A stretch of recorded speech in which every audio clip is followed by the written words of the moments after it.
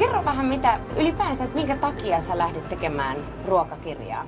Se on ollut mun unelma ihan pienestä tytöstä asti, että mä oon kokonut ihan pienestä. Muistaakseni mä olin 12 ja mulla oli jo semmoinen niinku bravuriresepti, mitä tein. Mikä se oli? Semmoinen feta-piirakka, bulgarialainen, mitä äiti aina antoi. Että mä teen sit, kun tuli sukulaisia ja kavereita, kun se oli niin hyvää. Se piti olla vaan niinku reseptikirja, mutta sitten yhtäkkiä siihen tuli omia tarinoita, mitä mä kirjoitin vähän niinku mun elämästä. Ja aina ruokahifistelijän näkökulmasta kuitenkin. Ja siihen tuli mun piirustuksia ja valokuvia ja jotenkin se on niinku jännä, että mun niinku mallityötkin vei mut paikoihin, missä on ihan niinku miellyttäviä keittiöitä. Niin, niinku ensin Pariisiin ja sitten matkustin Barcelonaan, missä myös asuin 3 vuotta. Pariisissa mä asuin 5 vuotta.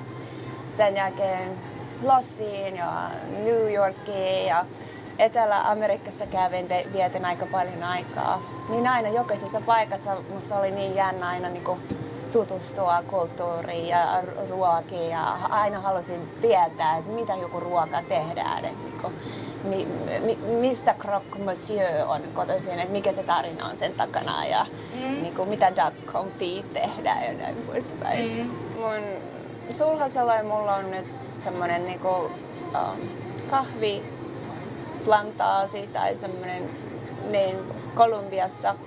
Ja siitä on tulossa nyt yksi meidän bisneksestä ja projekteista, että me halutaan kasvattaa orgaanista kahvia ja sitten tuoda se Jenkeihin ja New Yorkiin varmaan. Ja kai siinä myös joku kahvila, semmoinen niinku kiva paikka, missä voi istuskella ja nauttia luomukahvista tulee.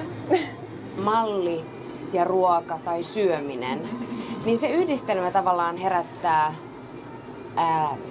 kiinnostusta. Vielä kun mä aloitin, niin malleinen ei tarvinnut olla niin laihoja, mutta nyt se on ihan niin kuin mahdotonta.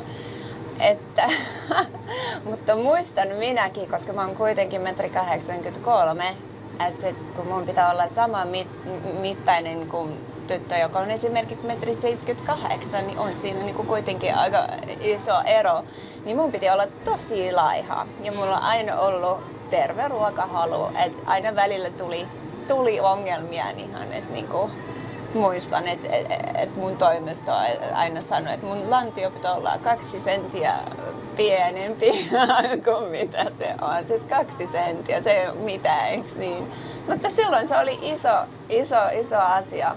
Mutta kyllä mä söin ja ei siis vaikka ihan niinku pret-à-porter viikollakin mut löysi jostain ranskalaisesta ravintolasta herkuttelemassa. Me kiitetään tästä matkasta. Kiitos, tää ei ollut yhtään pelottavaa.